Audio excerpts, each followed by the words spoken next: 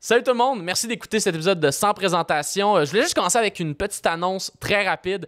Je vais animer tous les dimanches au Terminal Comedy Club, l'open mic du Terminal. C'est une nouvelle soirée qui va commencer à partir du 3 avril et c'est une soirée gratuite. Fait que si vous êtes comme « Ah, le dimanche, j'ai pas beaucoup d'argent, j'ai envie d'écouter, tout le monde en parle », on s'en crisse de Guillaume Lepage.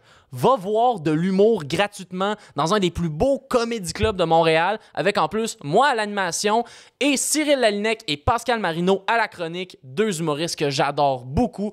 Alors voilà, c'est ma petite annonce. J'espère vous y voir et je vous laisse maintenant avec mon invité de cette semaine, une personne que j'aime beaucoup.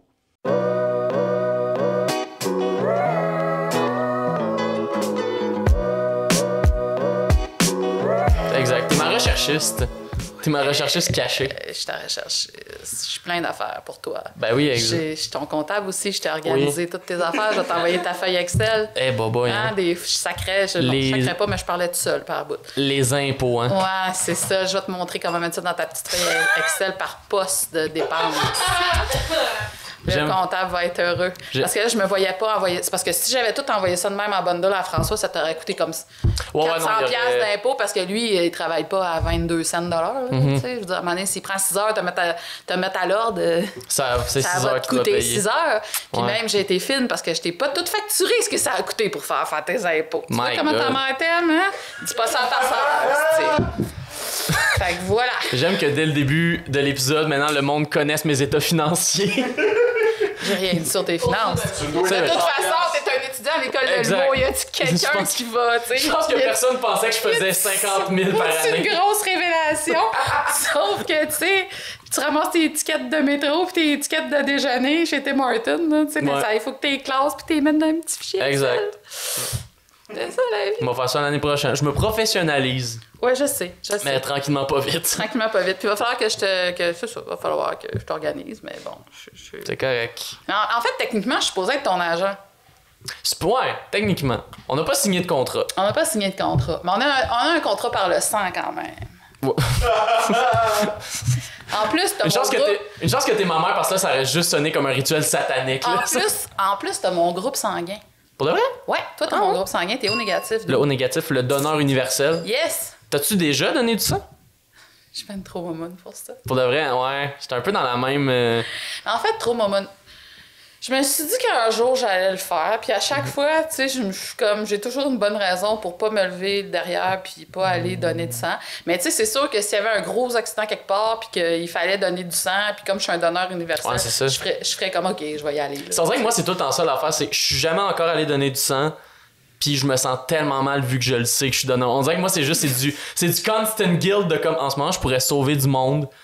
Mais j'aime pas les aiguilles. J'aime pas les aiguilles, c'est ça, exact. Parce que moi, quand je prends une prise de sang, je suis correcte, là, tu sais, je veux dire, je suis pas... Pourquoi? Parce que j'ai fait un diabète de grossesse quand je suis enceinte de ta sœur. Oh, wow. Fait qu'il a fallu que mais c'était tellement drôle parce que quand j'ai commencé à me shooter de l'insuline, je voulais pas rentrer l'aiguille dans ma peau. J'étais comme, non, je suis pas capable de faire ça, moi. Fait qu'à un moment donné, je me suis juste fermé les yeux, j'ai pris l'affaire puis j'ai fait « toc » dans ma cuisse. Puis là... J'ai poussé, puis là, j'ai sorti. Fait que là, les fois d'après, je faisais des tocs. Puis là, je regardais, OK, c'est correct. Puis là, à un moment donné, j'ai été capable de voir l'aiguille rentrer dans ma peau. Mais au début, c'était vraiment incapable de voir une aiguille rentrer dans ma peau. Ouais. Fait qu'après, ça m'a pratiqué pour les... Mais une fois, je suis tombée sur une... Tu sais, vraiment une jeune qui commençait. Puis moi, je suis pour ça, l'éducation, j'ai aucun problème avec ça. Mais là, tu sais, elle rentre l'aiguille. Puis là, elle cherche ma veine. En plus, moi, ils sont pas si apparentes. OK. Là, elle gosse, puis elle gosse, puis elle gosse. Puis là, à un moment donné, je suis blanche, là. Je suis comme... Puis là, il y a une vieille infirmière qui s'en va d'abord, elle dit « Hey, il faut la coucher! Stat! » Et j'étais vraiment en train de perdre connaissance. J'étais molle. Parce que là, tu sais, tu rentres en aiguille, puis là, tu zigonnes la mort pour essayer d'aller... Tu sais, genre, sors, puis recommence, là. C'est ça, exact. Tu sais, fais pas Commence pas à venir gosser dedans, puis là, je sens tous les petits détails. De pointe, tu fais pas du zigonnage dans mes veines. C'est ça, on dirait que déjà à la base, tu sais, mettons, aller se faire vacciner, moi, j'ai pas eu de problème, tu sais, c'était pas genre, c'est pas à ce point-là. Non. Mais mettons, moi, aller me faire mettre une aiguille dans le corps, si je suis obligé, je vais le faire, mais je suis pas down. Fait que là, en plus d'aller le faire, on dirait que c'est ça aussi, c'est l'idée que là, c'est toi qui dois aller donner du sang, qui dois faire comme, tu sais, t'as pas de rendez-vous. Moi, je pense que ça irait mieux si les O négatifs, on avait genre obligatoirement chaque année un don de sang. Oui, c'est ça, exact. Ça, j'irais le faire. Vous êtes O négatif, vous êtes donneur universel. Comment? Oui, vous êtes obligé, genre, à chaque année, cette date-là, tu sais, un rendez-vous du médecin, t'es obligé d'aller donner du sang. Là, j'irais. Puis pourtant, quand je t'ai mis au monde, puis j'ai mis ta soeur au monde, j'ai eu 2 césariennes. Ils m'ont ouvert barre en barre. Tu sais, c'est comme pas de la petite affaire, là. Mais la différence, c'est que, tu sais, après 26 heures de travail... le nombre de drogues qu'ils te donnent à ce moment-là. Oui, aussi. Mais après 26 heures de travail, essayer de sortir un melon d'eau à travers le trou d'un citron... À un moment donné, tu fais comme, là, coupez-moi les jambes, mais si tu fais tout ce que vous voulez, mais sortez-les. Puis à un moment donné, tu te ramasses dans la salle d'opération, puis là, ils t'injectent la drogue du bonheur, puis là, tout ce que t'es comme sur un nuage, tout ça. Mais le lendemain matin, quand tu repenses à ça, t'es comme, aïe, aïe, puis là, tu vois les agrafes, tu vois tout, puis là, t'as mal un peu partout, comme si t'étais fait passer sur le dos par un train. Mais ça, c'est pas pire, parce que toi, c'était pas prévu, tu sais, t'es venu au monde dans la nuit, puis là, après avoir essayé de te sortir par toi, ça, c'est-tu le moyen? Ouais. Finalement, ça a fini de même. Mais ta soeur, c'était programmé, et là, j'avais la chienne. Parce que tu savais savais, ce qui m'attendait, là. Ouais. Là, je savais puis ce tu qui l'avais m'attendait. vécu, tu savais le feeling d'après, puis tu... Tandis que toi, c'est l'énergie du désespoir qui fait que tu acceptes la césarienne, parce que tu fais comme, là, sortez-les! Get the fuck out of me! Mais ta soeur, c'était comme tout cédulé, c'était comme un rendez-vous médical, finalement. Fait que là, t'es à la table, puis là, tu te mets à les mains. Puis là, à un moment donné, tu te ramasses dans une salle d'opération complètement nue, à travers... Puis là, il y a 12 inconnus qui tournent autour de toi, puis à un moment donné, il y en a une qui arrive, qui prend un pinceau, puis qui te badigeonne comme une dinde à Noël, d'une espèce d'affaire antiseptique, là, bref.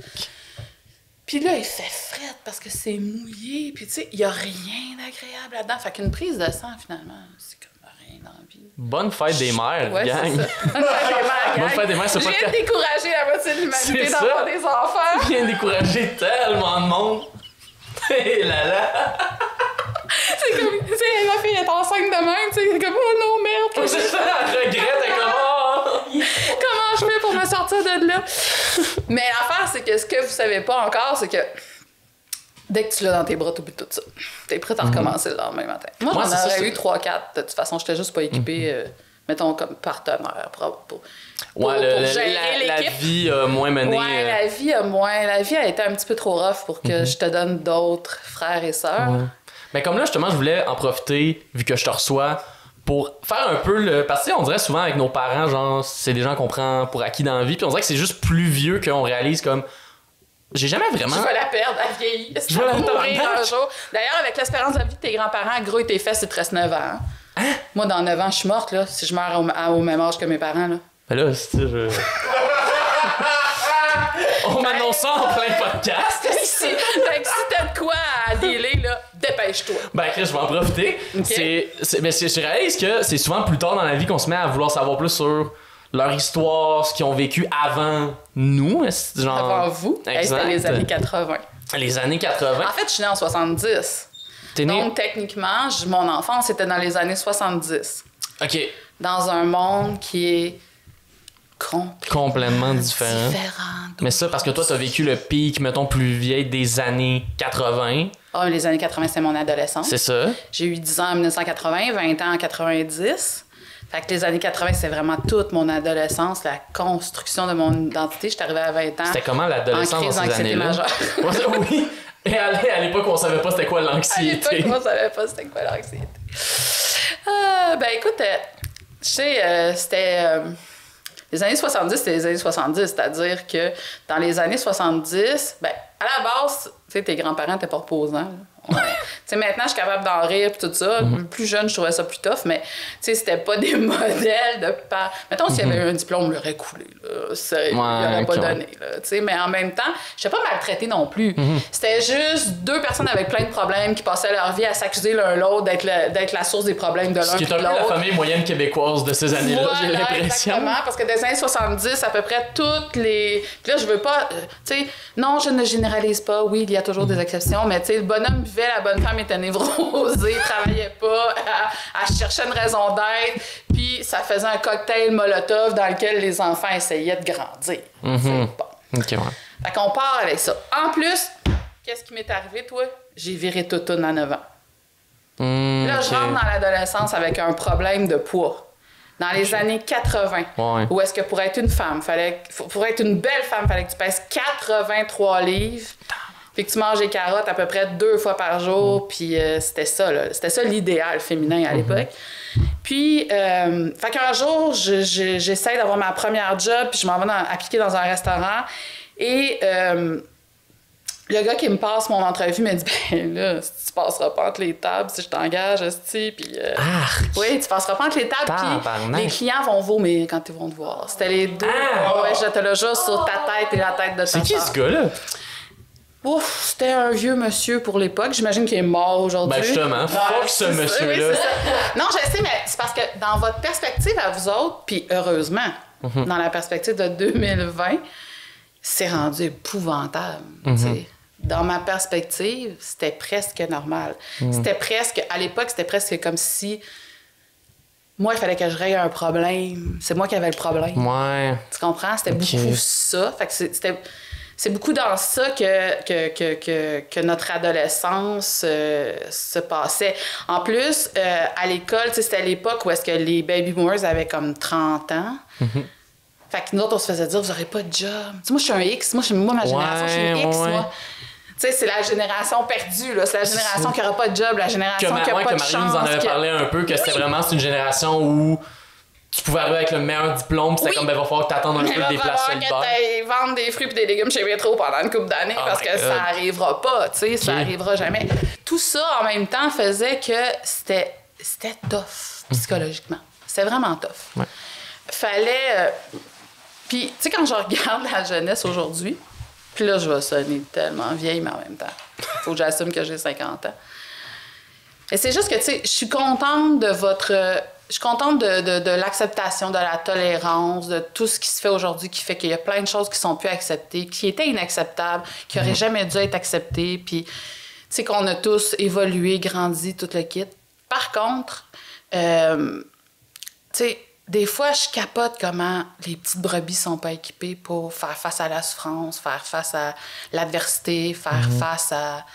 Pourquoi? Parce que j'ai l'impression qu'à un moment donné, on a commencé à élever les enfants en leur disant que tout était possible, qu'ils étaient bons dans tout, que tout allait leur arriver, tout le monde allait être gentil, qu'on était au milieu d'un cercle d'amis. Moi, c'est plate parce que j'ai été élevée comme si j'étais entourée d'une meute de loups qui allait potentiellement toujours m'attaquer. Ce qui est comme les deux extrêmes que tu veux pas. C'est comme les deux extrêmes, exactement. J'aurais dû, à un moment donné, avoir plus un break dans la vie pour pouvoir être moins anxieuse puis être plus...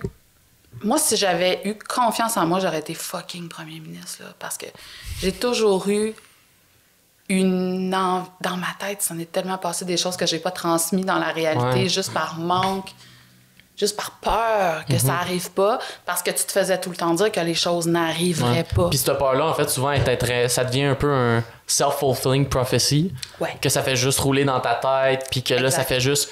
ben je vais pas oser le faire parce que dans ma tête, le résultat, c'est déjà ça ne va pas arriver. Alors que des fois, tu sais pas, puis juste le dire, juste le mettre dans la réalité, là, juste le faire. Hey, je pourrais faire ça. Puis finalement, t'as full d'approbation de l'extérieur, puis c'est comme c'est possible finalement. C'est pas super. Ah merde, ok. Ouais, c'est ça. Par contre, je te dirais que là où c'est une bénédiction, c'est que cette enfance-là, cette façon-là que mes parents avaient un peu de vraiment se coller de ce qui m'arrivait des fois, ça m'a doté d'un système D et d'une résilience à toute épreuve. Fait que chaque fois que la vie m'a ramassée, ben oui, j'ai toujours un 24 heures que tu te roules dans tes couvertes, tu veux mourir, puis c'est fini. Mais je veux dire, après, j'ai toujours, OK, on se relève, on remet nos gants, puis on continue à fesser dans le sac de sable. Parce que la vie, c'est juste une joke plate des fois, là. C'est comme, faut pas chercher du sens de midi à 14h non plus. Puis il faut pas non plus penser qu'il y a quelque chose de magique. Oui, il y a une énergie. Oui, c'est sûr que si t'es gentil avec les autres, il y a plus de chances que t'attires la gentillesse, donc il y a plus de chances que ça soit plus facile pour toi. Mais des fois, la vie, c'est une bitch juste parce que ça tente d'être une bitch. T'sais, des fois, il y a des affaires qui arrivent, t'as aucun contrôle. Il y a un chum qui tombe malade, qui meurt. Il y a un accident qui arrive. Il y a quelque chose qui arrive. Puis t'as rien à voir là-dedans. C'est pas parce que t'as été négatif ou que t'as eu des mauvaises pensées ou que c'est juste arrivé, puis il faut juste que tu deals avec ça. Puis tu peux pas t'effondrer. Pourquoi? Parce qu'il y a des enfants, parce qu'il y a des affaires. Puis tu sais, à un moment donné, j'ai comme l'impression que des fois, parmi les jeunes d'aujourd'hui, il y a des gens extrêmement fragiles qui sont tellement pas équipés pour la run. Mm-hmm. Parce que faire à croire à quelqu'un que c'est une merveille et qu'il est bon dans tout, c'est la pire affaire qu'un parent peut faire à son enfant, d'après moi. Mm-hmm. Moi, j'ai toujours été honnête avec toi. Oui, ben c'est parce que mais ça me fait penser juste à... Parce que tout le monde passe sa vie à me dire, tu sais, parce que étant donné le métier que tu es en train de choisir... avec l'humour. À chaque fois que je parle de toi, les gens me disent... Il y en a qui me disent, ouais, mais on sait bien, toi, tu peux pas être objectif. Non, t'as pas compris. Moi, je suis vraiment la personne la plus objective au monde avec Guillaume, là. Sérieux, pourquoi? Parce que moi, là, c'est tellement ma job de te dire à toi, dans la vie... Là, me semble que tu es sur la bonne track ou me semble que là, tu es en train de gourer mon homme. Ouais. Mais passer ça, après, c'est toi qui décides. Tu es un adulte. C'est ça, c'est que c'est pas non plus, tu t'obliges pas à rien faire. Pas à tout. C'est vraiment juste, moi, je pense que c'est une bonne direction ou c'est pas une bonne direction. Après, tu y vas comme tu vas. Puis surtout, je trouve que c'est quand même pertinent, justement, tu sais, mettons, quand les premières fois que je vous parlais, je voulais faire ça dans la vie, de l'humour, tu sais. Je trouve que c'était le fun qu'il n'y ait jamais l'extrême de tu m'as jamais découragé de le faire. Ça n'a jamais été comme non, tu devrais pas faire ça dans la vie. Ben attends, là, il a fallu que je noie ma tristesse de ne pas avoir de médecin dans la famille dans votre cas. Mais un coup passé. Mais passé ce moment-là, ça n'a jamais été. En fait, c'est que ça n'a jamais été un non explicite. Non. Ça n'a jamais été un non, tu devrais pas faire ça dans la vie. Mais ça n'a jamais été non plus un justement, t'es le meilleur, puis t'es capable de le faire, puis non. Tu sais que ta mère, elle aurait bien aimé ça chanter dans la vie. Oui. Mais c'est vrai, ça, c'était une de tes grandes passions. Mais j'étais pas équipée en confiance, puis en, tu sais, moi, je suis capable de tuer pour quelqu'un d'autre, tu sais, je vais te mettre de l'avant, je vais parler de toi, mais quand vient le temps de moi... Mais ça, en même temps, je pense que beaucoup d'artistes sont dans cet état-là, tu sais. Je pense qu'il y a beaucoup d'artistes qui ont de la misère à se... Je veux dire, il y en a qui sont capables, là, mais il y a aussi beaucoup d'artistes que la raison pourquoi ça existe des gérants dans la vie, c'est parce que des artistes... Oui. Mais il y a quand même des gens qui ont plus de confiance en soi que d'autres. T'sais. Maintenant, à 50 ans, j'en ai plus. Pourquoi? Parce que je me calisse à peu près de tout ce que le monde peut penser de moi. Ça, c'est une des bénédictions. Des bénédictions, ouais, de vieillir. Prendre ce que les autres pensent puis faire comme... D'accord, Alice. Alors qu'à 20 ans, moi, en tout cas, j'étais comme ça. Tout ce que les autres pensaient de moi venait tellement teinté ce que j'étais. J'ai fait Granby une fois. Oui, le festival de musique. Le festival de la chanson de Granby en... je sais plus, je pense que c'est 95. J'étais mariée, me semble. 95. Et il y a un des deux juges qui m'a tellement rentré dedans. Mario Chénard. Je vais toujours me rappeler de ce nom-là, OK? Mario Chénard. Il a fait un album, puis bien équipé pour dire aux autres qui sont poches. Là. Il a comme disparu de la map aujourd'hui. Là. Mario Chénard. OK? Un homme que j'aime profondément. Ben, j'imagine. Qui m'avait traité de Céline Dion de pacotille. Tabarnak. Hein? C'était de la... Si, Mario, il y en a de la confiance. Oui, mais le problème, c'est que Josée, de 23-24 ans, elle a laissé Mario Chénard teinter le fait qu'elle n'était pas capable de chanter. Fait qu'elle jamais... Je pense que j'ai rarement chanté après ça. OK, ouais. Alors que je chantais souvent avant. J'ai chanté dans à peu près toutes les funérailles, mariages, et compagnie de la famille avant ça. J'ai chanté dans des mariages d'amis. J'ai chanté, puis après, je me suis mis à refuser ça parce que quelqu'un qui avait, à mes yeux... un peu, tu sais, qui était dans le métier. L'autre, c'était Maude Grenier, une fille qui avait joué dans Starmania. Elle avait été super gentille, là, tu sais, c'était une... Parce que, tu sais, il y a des critiques qui... Constructives, c'est correct, là, puis dans le sens que je veux dire, sûrement qu'à ce moment-là, surtout si tu chantais pas beaucoup... Ben, c'est qu'en fait, tu chantais beaucoup, mais pas de manière professionnelle. En fait, c'est que je chantais beaucoup, mais j'avais pas d'expérience de scène. C'est ça. Parce que chanter dans un mariage, c'est bien chill. C'est pas stressant pantoute, t'es en arrière, puis tu chantes. Fait que c'est comme genre, tu peux te prendre Céline Dion avec ta brosse à cheveux. Si personne te voit, on s'en fout. C'est ça. Fait que, mais quand t'arrives, tu sais, pour projeter, puis c'est la partie scénique qui était effectivement un problème. J'étais comme un peu mais tu commençais, puis je savais pas faire mon micro, puis... C'est ça, dans le sens que tu commençais, puis ce qui est plate là-dedans, puis là, j'ai comme plein de liens qui se font dans ma tête en même temps, là, j'essaie de tout organiser ça. J'ai l'impression, une des grosses différences là-dedans que je perçois, puis que je sais pas ça vient d'où, parce que je veux dire, tu sais, je viens pas du voisin, là, tu sais, je viens de toi, c'est que, on dirait, moi, le manque de confiance, je l'ai beaucoup eu, ça n'a jamais été un mystère, puis je l'ai jamais caché. Mais par contre, on dirait que la différence, tu sais, c'est que, mettons, on dirait, toi, le commentaire négatif a fait que t'as plus voulu le faire. Veux-tu que je te dise c'est quoi la différence? Vas-y. Je vais te le dire. Puis ça tient, c'est pas miraculeux. Mais si je peux terminer mon... Oui, vas-y, termine ton analyse. Non, mais c'est juste parce que ça donnait... Mais c'était attends, intéressant. là, roulement de tambour dans ma tête. Ouais, roulement de tambour dans ta Je vais te sidérer, tu vas tomber en bas de ta chaise. Parce que l'affaire, c'est que moi, ce qui est arrivé, c'est que quand j'étais au début, j'étais pas bon, là. Je veux dire, au début, j'étais pas top drôle, là. Mais pourtant, on dirait que même en me plantant, même en étant détruit, même en étant comme mauvais, on dirait que le prochain show arrivait, puis j'étais comme... Mais moi, le faire pareil. C'était comme... On dirait que c'était une drive qui, je sais pas vient d'où, qui était comme... Même si j'étais pas bon, puis je le savais que j'étais pas bon, j'allais quand même sur la prochaine affaire en faisant comme... Puis même si c'était en me traînant le corps, j'étais comme... Ben, moi, m'y rendre au prochain show pareil. Puis je vais essayer d'être meilleur. Le drum roll. Drum roll. Puis vous en mettrez en effets spéciaux des drum rolls. Alright. Parce que t'as été aimé, Guillaume. Parce que t'as eu un regard aimant sur toi. Parce qu'à la base, t'as été reconnu. Ce que j'ai pas eu la chance d'avoir. Mes parents me détestaient pas. Mes parents m'aimaient, mais je veux dire, mes parents, c'était pas... Ils le démontraient moins. Ils ne pas en tout. Pas en fait. Okay, ouais. Tu sais, je faisais des concours de chant, mes parents étaient pas là. Je faisais... Tu sais, fait que c'est comme... La différence, elle est profondément ancrée quelque part en toi. Qui fait que même si t'es un peu comme ta mère, que t'as de la misère avec ta confiance en toi, t'as été aimé, t'as été reconnu. Ouais. T'as une valeur comme être humain que moi, ça m'a pris des années à bâtir, puis ça m'a surtout fallu que je la bâtisse par moi-même. Ouais. Et je pense que c'est une différence fondamentale dans entre ben du monde, tu sais. Puis maintenant, le problème, je reviens, c'est que parfois, on donne trop cette impression d'être... Alors que moi, j'ai essayé de t'aimer pour ce que t'es d'abord, à la base, parce que t'es mon fils, parce que je me pitcherais devant le métro pour toi, je l'ai déjà dit. Mais là, essaye de pas te mettre dans le trou que j'aime pitcher devant le métro. Je devrais être correct, ça devrait être chill. Et, mais en même temps, dans ce que tu fais tous les jours, dans la carrière que tu embrasses, puis tu dirais en océanographie que ce sera la même chose. Je veux dire, tu peux pas être 100% top, t'es pas 100% top. Même Rachid Badouri, Martin Matt sont pas encore 100% top. Il y a sûrement des affaires qui écrivent qui trouvent que c'est à chier. Donc, il y a un travail à faire, puis ce travail-là, puis Dieu du ciel, merci, ça aussi, tu retiens ça de moi, t'es travaillant, tu l'as toujours été. Donc, le manque de confiance, tu le compenses par un travail, mais à la base, tu as été aimé. Tu as été vraiment aimé. Tu sais, je pense que je vous ai usé la peau à force de vous embrasser quand vous étiez petit.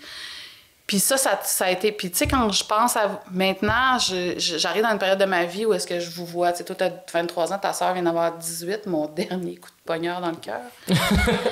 Et... tu sais, des fois, mon chum m'a dit « Ouais, mais tu sais, c'est une belle période, puis blabla. » Oui, c'est vrai, c'est une belle période.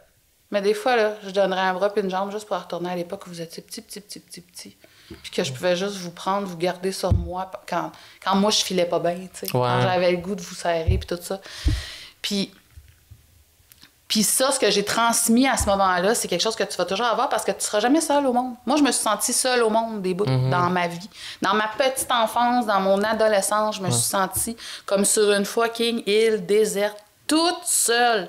Ce qui a comblé ça, c'est votre arrivée. OK. Parce que là, j'avais des êtres humains qui allaient m'aimer, esti, quoi qu'il arrive. Qui sont obligés. Ils sont obligés. Donc... Mais encore là, tu sais, il faut que je me... Tu sais, faut que je sois correcte, tu sais, faut pas que je vous batte, je garoche chez murs, faut que, tu sais... Ben oui, exact. Voilà, exactement, mais je veux dire, mais passer ça, c'est ça, tu sais. Le secret, il est pas si tant compliqué. Non, c'est ça, c'est juste de ressentir en quelque part de l'appréciation, puis... Ben, je pense, oui, c'est ça, c'est naturel. Peu importe ce que vous allez faire dans la vie, tu sais. Bon, c'est sûr, un médecin, ça aurait été pratique. Ça aurait été cool. Surtout dans les prochaines années où je vais vieillir, puis je vais avoir de plus en plus besoin de services de santé. Ouais... T'aurais pu faire un effort. Mais il y a plein de monde au bureau qui n'arrête pas de me dire, tu sais, un humoriste, ça peut faire autant d'argent qu'un docteur. Ouais, c'est vrai, donc. Mais surtout en ce moment, là, surtout, je pense, on est dans un état où le milieu de l'humour, c'est quand même quelque chose que t'es capable de bien vivre, même si t'es pas là. J'ai juste l'impression de comme convaincre ma mère en plein podcast, là. Mais dans le sens que c'est un métier qui n'est pas obligé d'être connu puis tu peux faire un bon salaire. De toute façon, c'est une affaire avec laquelle, tu sais, je veux dire, l'argent, c'est une affaire. Bon, l'argent fait pas nécessairement tout le temps le bonheur. L'important, c'est d'avoir un toit à manger, pas capoter avec l'argent. Puis tu sais, j'ai été un bout de temps tout seul avec vous autres, puis ça n'a pas toujours été financièrement facile, puis... Mais ça, c'est une affaire que j'ai réalisé récemment, puis j'en avais parlé avec du monde. Ce que je trouve vraiment bizarre dans la situation, mettons la situation financière qu'on avait, c'est que toi, t'as une très bonne job. Tu sais, t'as une job à TVA comme cadre. Ben, à cette époque-là, c'était pas comme cadre, non, mais c'était quand même une très bonne job, même à l'époque. Là, t'as dit TVA, tu vas avoir plein de haters qui vont te laisser des messages. Ben là, gars, si on pas catché à Mario Dumont que je connaissais du monde de TVA, à un moment donné. Oui, mais là, c'est pas pareil, c'est ta mère. Ouais, je sais. Ta mère, la honte, c'est la honte, mon homme. Peinturer la honte.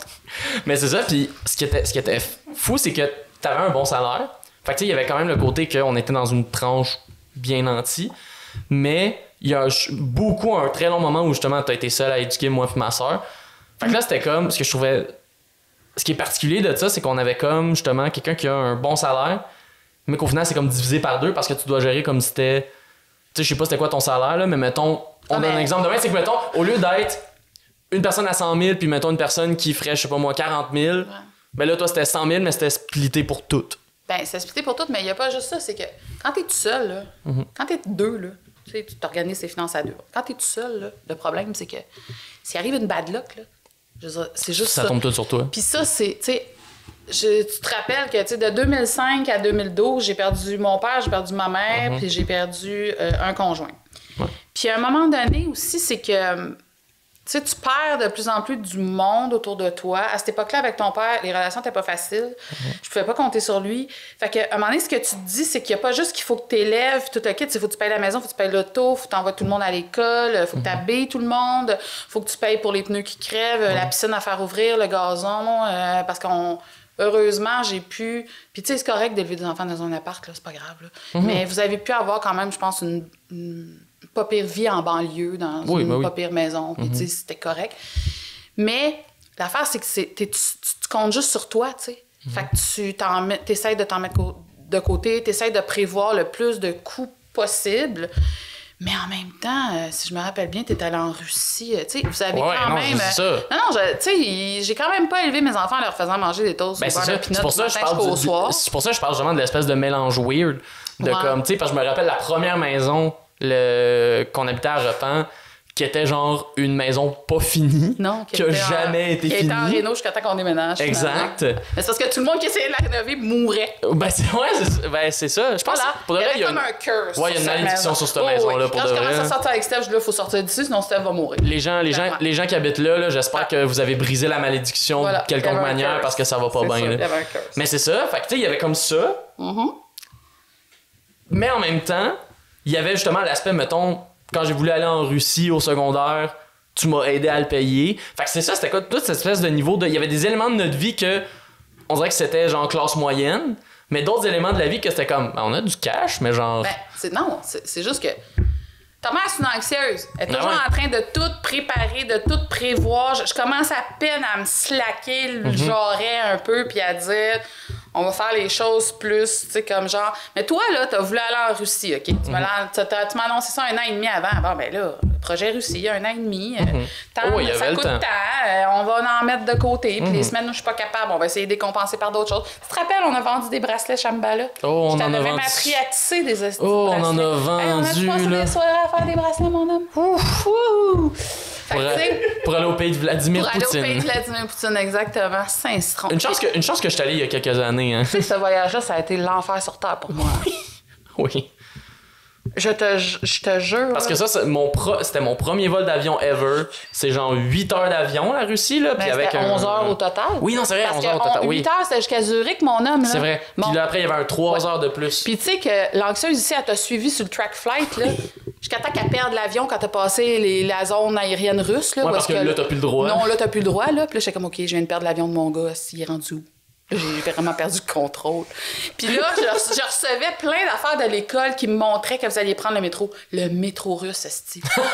Je veux dire, il y a rien pour calmer une mère là-dedans, là. Je veux dire, tout est écrit en russe. Donc, c'est même pas, c'est un alphabet qu'on connaît même pas. C'est l'alphabet cyrillique. Aucune d'idée par où qu'on commence à lire ça. Il y a du monde. C'est capoté. Là, je t'imaginais, là, perdre ton groupe puis plus jamais revenir. Parce que c'est sûr que tu vas errer dans les corridors du métro de Moscou jusqu'à temps que tu aies 30 ans. Clairement, jusqu'à temps que tu aies appris un petit bout de russe pour être capable de dire que tu venais du Canada. Là. sérieux, c'était là... Puis en plus, tu sais, pour ne rien... tu sais, 5 mois avant, on perdait Michel. Oui, mais exact. Donc moi, j'avais toujours eu l'impression que tu partirais en Russie puis que Michel allait me calmer le beau lot. Puis là, il pouvait... Mais là, il était... Puis tu sais, on venait de passer à travers une année difficile parce qu'il est tombé malade en... Comme, mettons que... avril 2012, là, je commençais à me douter qu'il y avait quelque chose qui marchait pas. Il a été diagnostiqué un peu plus avant, début juillet, puis il est mort en septembre. Fait que, on avait passé une année difficile d'un point de vue émotif, d'un point de vue de puis là, il fallait que je laisse partir mon... là, c'était plus drôle. Je voulais tellement plus que tu y ailles. Là. Je te jure, je souhaitais des révolutions bolcheviques, je souhaitais toutes sortes d'affaires qui font en sorte que votre visa s'annule puis que vous restiez ici. Wow. Écoute, je me rappelle avoir été... j'ai un ami qui m'avait offert un chalet en Estrie pour que j'aille là avec ta soeur les 10 jours, parce que ça tombait pendant la semaine de relâche. Fait que je me rappelle d'avoir eu une grippe là, de malade mentale. Malade. Écoute, le pu me sortait par le nez, les oreilles, les yeux. J'étais malade. Ta soeur, qui est un ouragan sur 2 pattes, était assise à côté de moi, puis elle coloriait tellement qu'elle avait peur. Puis elle était comme, t'es-tu correct, maman? T'es-tu correct? Écoute, je stylais, je respirais. Mais je pense que c'était juste tout le stress, puis... Tu sais, l'anxiété de tout ce qui venait de se passer. Puis j'étais comme, hey, là, je te laissais partir. Puis écoute, quand t'es revenu à l'aéroport, là, c'était comme si j'accouchais une 2e fois. C'était comme, ça y est.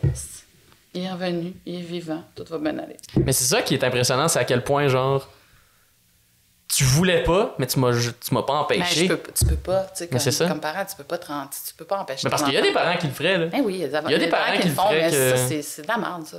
Ne faites pas ça. Ne transmettez pas votre anxiété à vos enfants.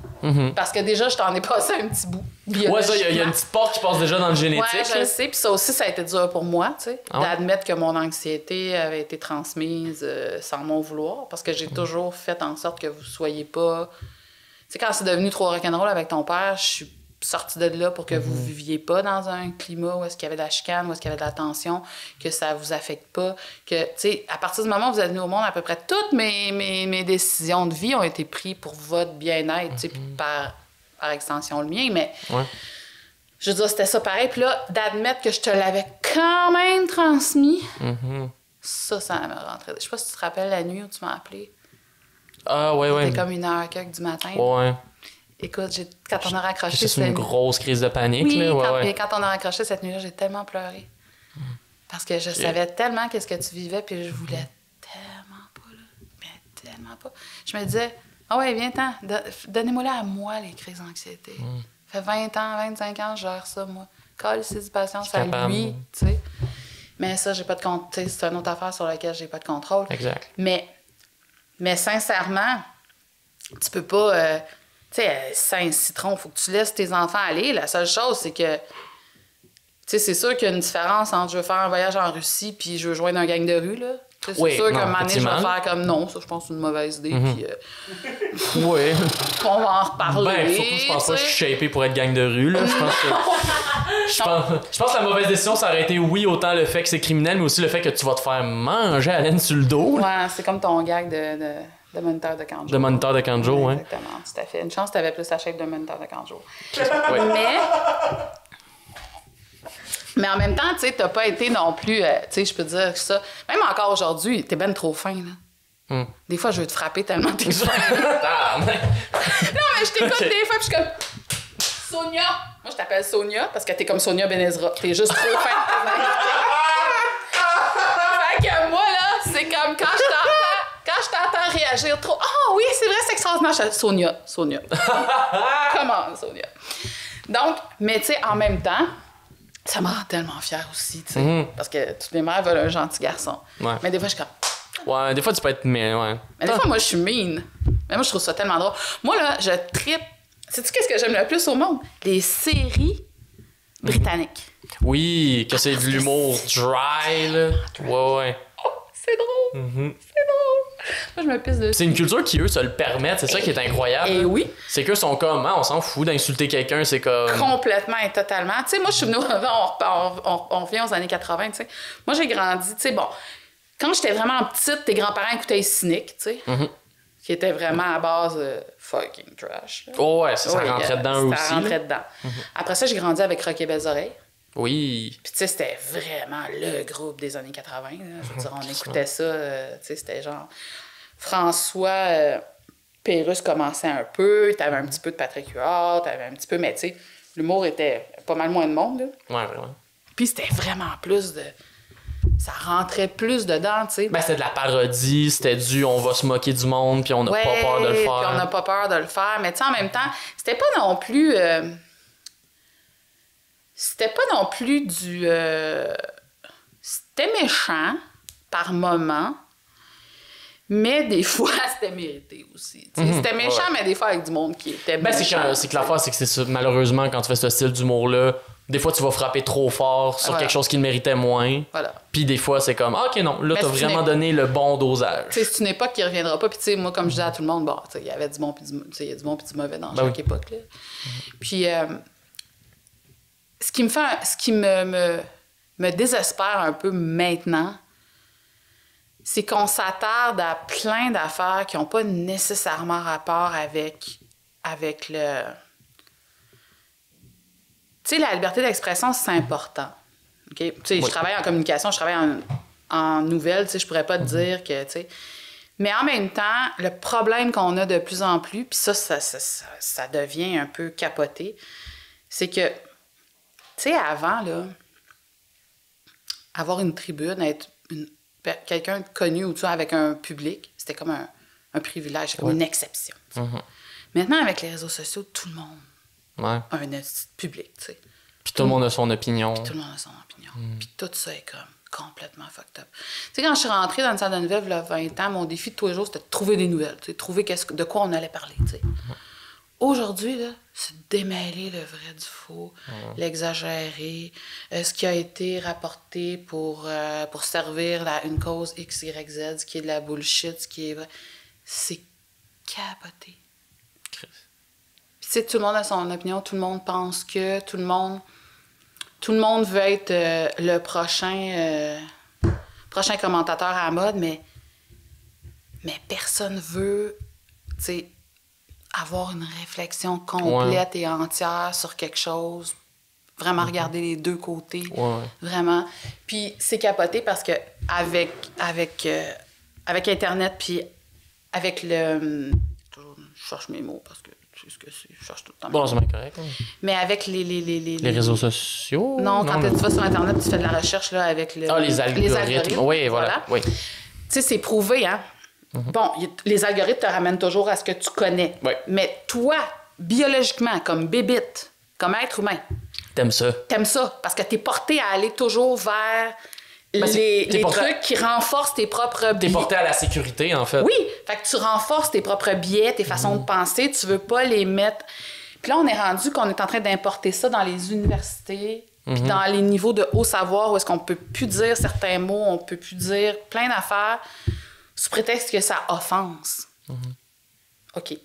Mais, tu sais, sérieusement, là,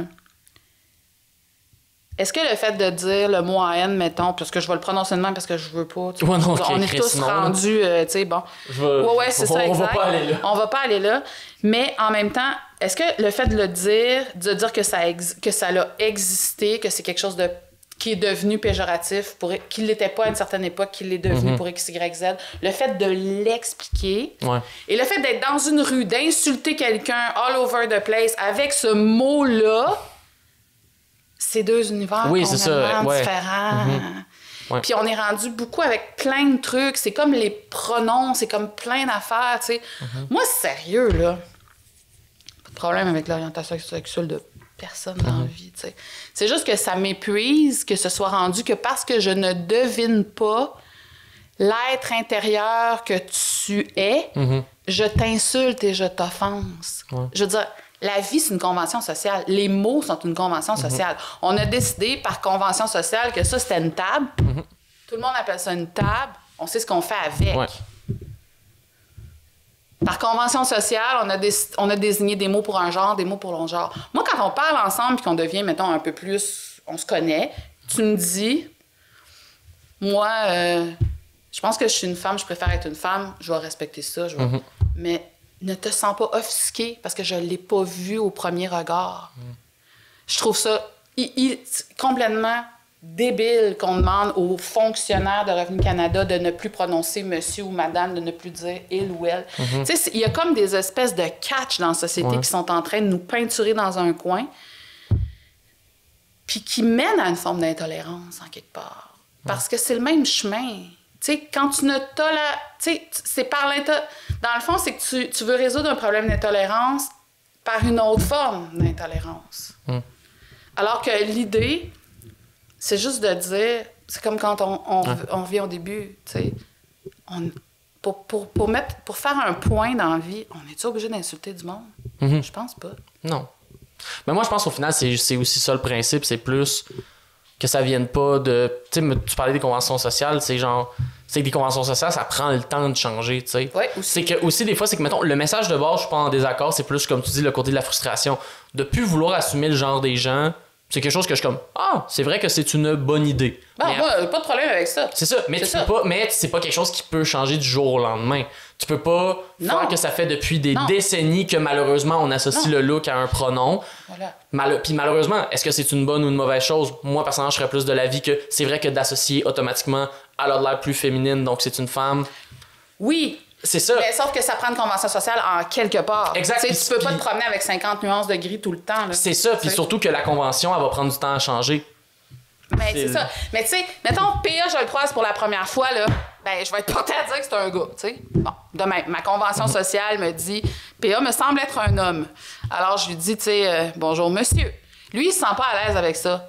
J'ai pas de problème qu'il me le dise gentiment, puis, tu sais, sauf que s'il me pète un câble, là, c'est sûr que je vais faire comme, ben, voyons, Chris. Tu sais, parce que je peux pas lire dans ta face que t'es pas à l'aise avec le monsieur, comprends-tu? Moi, c'est juste ça que je dis, tu sais. Puis après, ben, il me semble que c'est comme remplacer une forme, tu sais, c'est comme vraiment remplacer une intolérance par une autre intolérance. Mais moi, ma job, là, c'est pas de... C'est si tu me le dis, moi, je préfère être une femme, je préfère t'appeler madame, j'ai pas de problème. Maintenant que je te connais puis que je t'ai parlé pour la première fois, la prochaine fois, moi, t'appeler madame, aucun problème. Ça. Je peux t'appeler comme tu veux. Mais donne-moi la chance. Ouais. Donne-moi juste la chance. La marge d'erreur, en fait. La marge d'erreur, exactement. Puis c'est ça, c'est que la tolérance, il faut que ça... Tu sais, on est en train de créer toutes sortes de sous-catégories d'intimidation, puis de discrimination, puis de tout le kit. Puis c'est correct, là, il y avait un gros ménage à faire, tu sais. Écrit oui. Le bébé est parti avec l'eau du bain, là, puis tout a déboulé, là. C'est correct. Mais maintenant, on peut juste comme... se prendre comme... Reclarifier les balises un peu. Reclarifier les balises. Puis tu sais, moi, j'ai toujours été... tu parlais... Moi, depuis les années 80, 90, mettons, quand je suis rentrée sur le marché du travail, ça m'insultait arriver dans une entreprise où est-ce qu'il fallait mettre des femmes à telle place puis des femmes à telle place. Pourquoi? Parce que 3/4 du temps, ils mettaient des potiches sans aucune... Une femme pour une femme, là, ça dessert la cause. Comme un immigrant pour un immigrant qui n'est pas capable de faire la job comme du monde, ça dessert la cause. C'est comme une commission scolaire l'autre fois qui a décidé qu'il n'y a aucun blanc qui pouvait appliquer sur un poste. Ça, par exemple, cette affaire-là, je pense pas que c'était pas aucun blanc, ça. Non, c'était bien bel et bien écrit qu'il allait faire prioritairement passer les minorités, les Premières Nations, nanana. C'était comme genre... Envoie-nous ton CV, mais si t'es un homme blanc, il y a des maudites bonnes chances que, tu sais... Alors que, sérieux, j'ai tellement hâte qu'on mette le meilleur humain à... Oui, 100%. Là, puis je pense que là est justement l'objectif de tout le monde. Blanc, pas du tout, là. Ben non. Hey, moi, j'en ai tellement eu des hommes blancs qui m'ont fait chier dans ma vie. Il y en a beaucoup qui sont gossants. Puis c'est ça, la fois, c'est que pour cette demande de travail où ils sont comme, là, pour de vrai, on va prendre d'autres personnes. C'est comme, je peux pas l'avoir celle-là, mais tu peux avoir genre les 90 autres demandes d'emploi qui se font cette année-là. Mais le problème, c'est le privilège, tu sais. Puis le privilège est en train de s'effondrer. Le problème de base, c'était ça. C'est que malheureusement, dans l'échelle, dans la hiérarchie humaine, tous les humains ne sont pas égaux. Juste en news, nous autres, c'est épouvantable ce que je vais dire, mais il y a comme une espèce d'échelle de la valeur humaine, tu sais. Quand 3000 Américains meurent, c'est simplement plus newsy que 50 000 Rwandais. Ce qui est épouvantable. Ce qui est terrible. Ouais. Ce qui est tellement terrible. Mais, tu sais, je veux dire, t'as beau vouloir, tu sais, pousser des nouvelles, mais je veux dire, quand personne t'écoute puis quand personne veut t'entendre. C'est ça. Puis pas juste ça, c'est que là, tu sais, on en parle, puis tu sais, toi, justement, t'es une employée parmi ça, tu sais. Ouais. Je veux dire, t'as un certain pouvoir décisionnel, mais t'es pas la machine. Ben, je suis pas la machine, mais en même temps, il y a... Tu sais, la machine, là, elle est pas... Il n'y a pas de secret tant que ça, là. Parce que la machine, a... Puis encore plus aujourd'hui, tu sais, parce qu'à cause qu'on a tous des sites Internet, puis on a tous, tu sais... On suit pas mal ce que le monde veut. Parce que... Pourquoi? Ben, parce que... faut que la pub se vende. Puis, tu sais, c'est ça, la réalité. C'est vraiment ça, la réalité. Puis, tu sais, il y a comme des... Puis même encore, tu sais, notre job est tellement plus compliqué, mettons, surtout depuis les réseaux sociaux. Je vais te donner juste un exemple. Okay? Il y a quelqu'un qui est assassiné. OK? Il y a une femme qui est assassinée. Nous autres, on n'a pas le droit de nommer la victime. C'est un cas de violence conjugale. On n'a pas le droit de nommer les enfants. Mettons, les enfants sont assassinés. On n'a pas le droit de montrer les photos. On peut pas. Mais tu cliques sur Facebook, là, puis toute la famille, tout le village, tout le monde, ça passe les photos, puis ça passe. Puis on sait maintenant c'est qui. On sait c'est qui. Mais moi, là, je peux pas identifier ces personnes-là. En regard de la loi. Oui, exact. Fait que, tu sais, c'est comme devenu... Il faut... Tu sais, il y a plein d'affaires maintenant qui sont plus compliquées, plus difficiles, sur lesquelles on est comme... Des fois, on reçoit des courriels de bêtises, tu sais, sur... On a la photo. Mais c'est parce que vous comprenez pas comment ça marche. On n'a pas le droit, jamais comprendre. On n'a pas le droit, on peut pas. Puis en même temps, ben il y a du monde qui ne comprennent pas pourquoi on couvre ces affaires-là.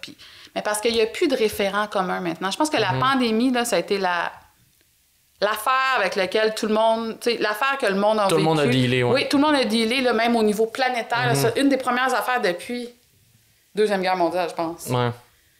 Qui est un référent commun là, à tout le monde. Là. Ouais. La Deuxième Guerre mondiale puis la petite vie. La Deuxième Guerre mondiale puis la petite vie. C'était les deux derniers référents communs. Exact. Fait que tous les jours, c'est tellement fragmenté dans toutes sortes d'affaires que, tu sais, à un moment donné, quand tu es un média de masse, tu vises le milieu. Parce que tu n'as pas le choix, tu vises le milieu. OK, ouais.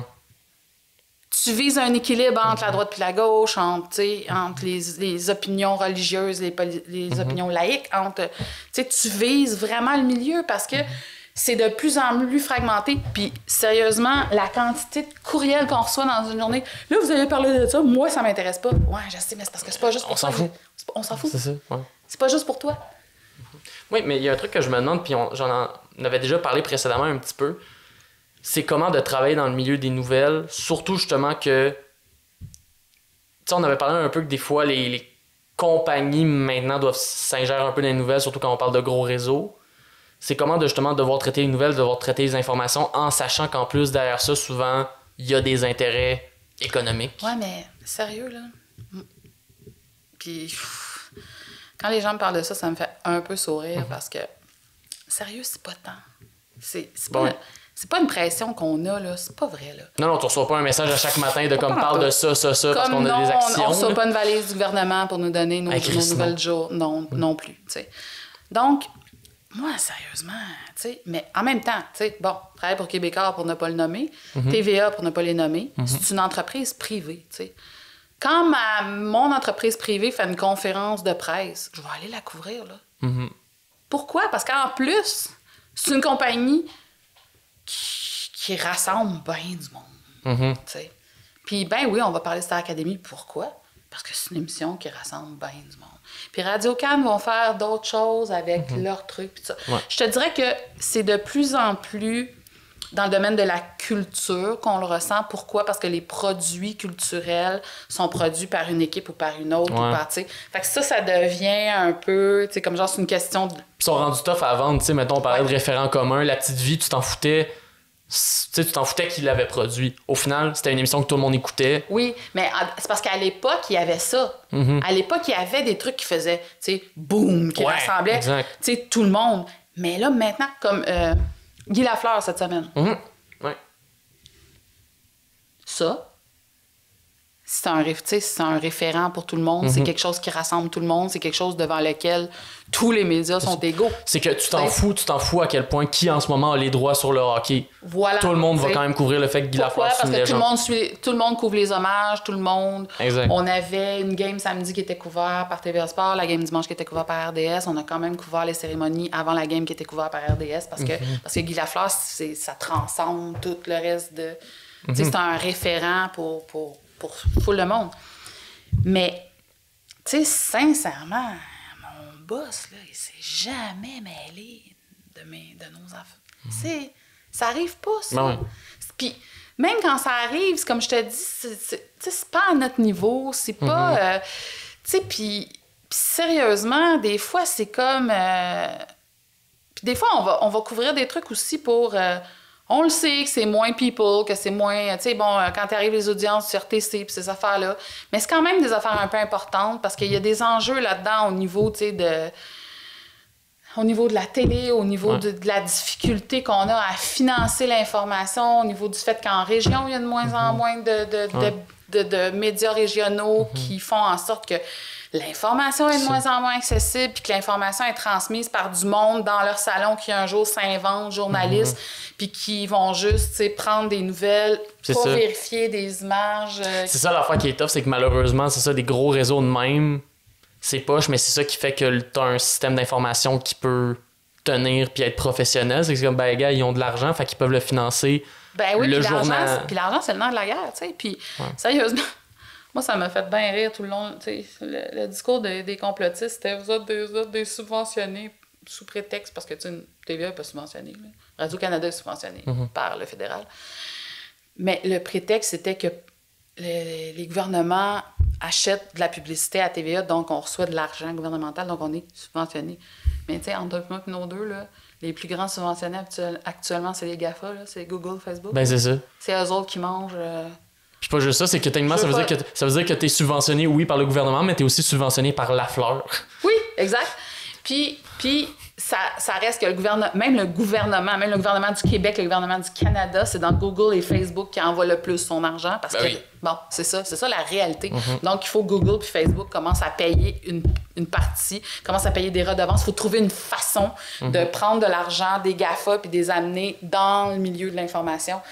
Mais l'espèce d'aura qui dit que parce qu'on est dans une entreprise, tu sais, sérieux, là. Tu sais, Radio-Can, là, c'est une société d'État, puis mon Dieu, ils ont leur... Ils ont leur ligne éditoriale. Puis c'est ça qui fait... Puis ça me fait bien rire parce que, en bout de ligne, c'est ça qui fait la pluralité de l'information. Tu sais. La façon dont chacun traite son information fait que c'est une pluralité. Tu sais. Le Devoir ne ressemble pas à la presse ne ressemble pas au Journal de Montréal, puis, tu sais, TVA ressemble pas à Radio-Canada, puis Radio-Canada ressemble pas à CBC, puis à Global. Tu sais, si tu regardes la couverture anglophone, autant dans les télés que dans les journaux, c'est très, très, très politique. Ils suivent les dossiers politiques, tout ce qui se passe. T'sais. Nous autres, oui, ça l'est, mais très peu au fédéral. Beaucoup au municipal puis au provincial. Tu sais, on a tous des façons de couvrir l'information, puis t'aimes ou t'aimes pas. Mais je veux dire, c'est un choix. C'est comme quand tu choisis d'écouter un film puis de pas écouter l'autre. C'est vrai. C'est exactement la même affaire. Mais non, il n'y a pas de grand vilain monsieur qui nous dicte de quoi faire. Ben, c'est une bonne chose. Le matin, je suis pas mal tout seul avec mes papiers quand je décide où est-ce que je vais envoyer les journalistes. Fait que c'est peut-être toi. C'est peut-être moi. C'est peut-être toi, le grand tête de l'ombre derrière les informations. Fait que les 63 personnes qui avaient visionné ce podcast...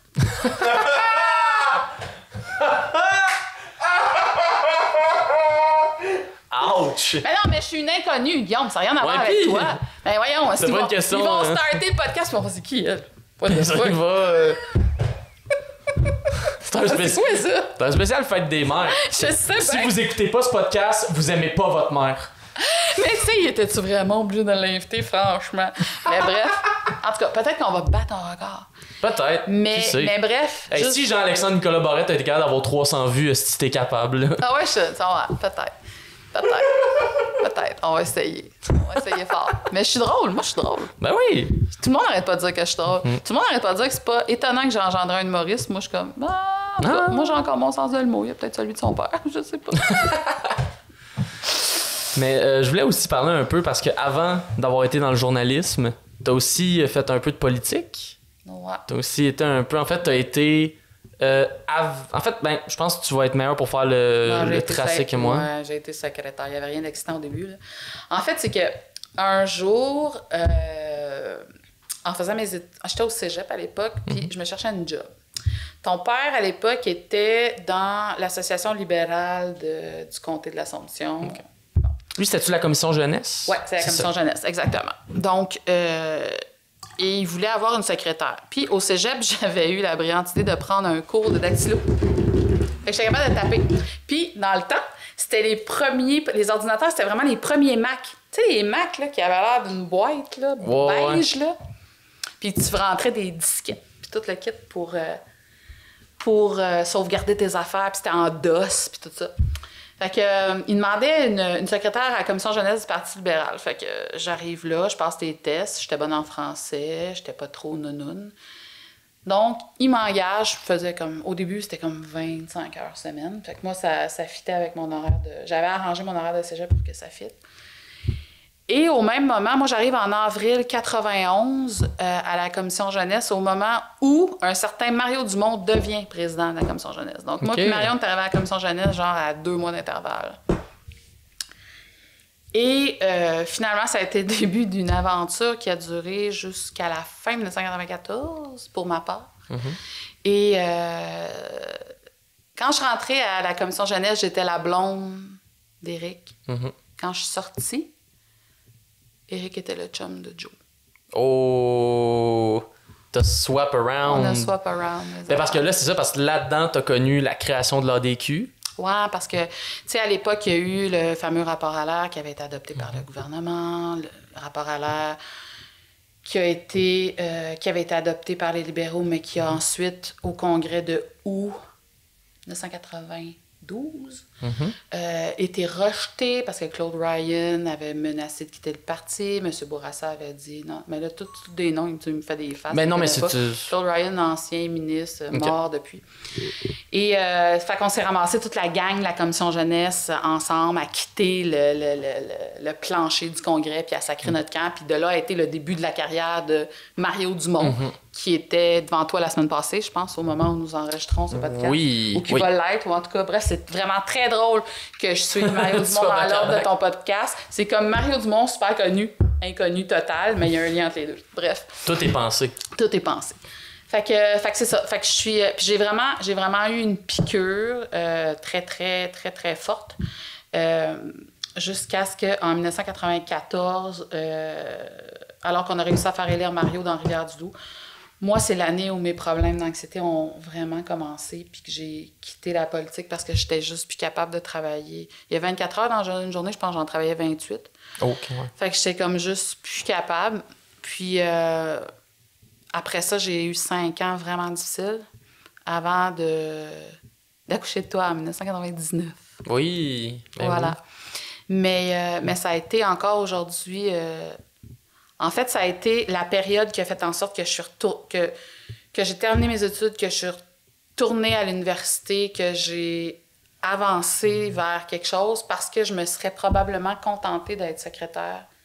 Okay. Ou tu sais, je savais pas tellement ce que je voulais faire. Ouais. C'est comme le moment que ça a un peu pointé où tu voulais amener ta carrière ensuite. Ouais. Puis après, quand j'ai fini d'être malade... j'étais rendue à la télévision communautaire quand t'es venue au monde en 1999 à la télévision communautaire de Repentigny. Je suis rentrée sur un contrat de 3 mois, je pense. Je suis sortie de là 5 ans plus tard. Wow!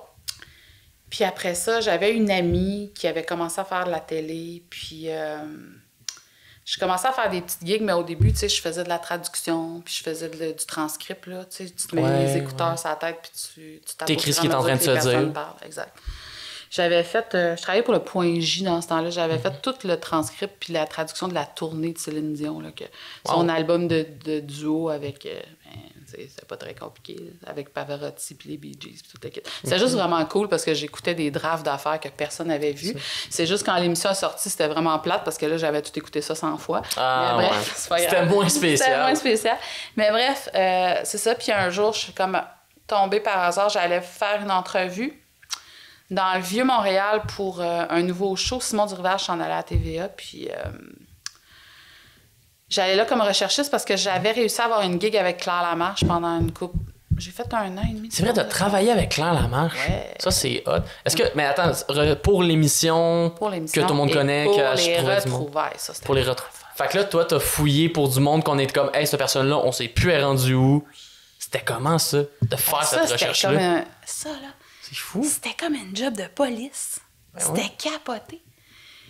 Tu sais, puis il y a un détective privé qui travaillait avec nous autres. C'était vraiment cool. Là. Ta mère a fait le premier dossier sur les clubs échangistes à Claire Lamarche. OK. Alors, ça, tu vas vraiment rire, là, mais écoute, je peux même pas croire que je te raconte ça, mais t'as 23 ans. Correct, on a le droit. Tu sais, back in the days, Oui. il n'y a pas Internet. Exact. Bon, on est au bottin de téléphone pour trouver nos affaires, puis au 411, puis... Qu'est-ce que tu fais pour trouver des échangistes? Tu vas dans un club échangiste. Voilà! Alors, ta mère part avec son petit bonheur, et là, ton père est en train de capoter sa vie. Là, Oh mon là c'est pas vrai, tu sais. Mais qu'est-ce que tu veux que je fasse? C'est ma job. Je ramasserai pas sur le trottoir. Là. Ouais, c'est ça. Je dirais. Alors, je suis partie avec ma petite serviette.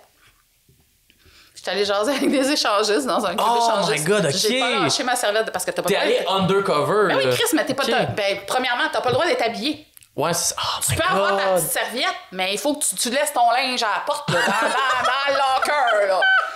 Fait que là, c'est comme, OK, naked, but naked. Là, tu peux avoir ta petite serviette parce qu'il faut que tu aies une serviette anyway pour t'asseoir, pis tout ça, pour l'hygiène. Fait que moi, ma petite serviette, c'était comme genre, je l'avais attachée comme il faut.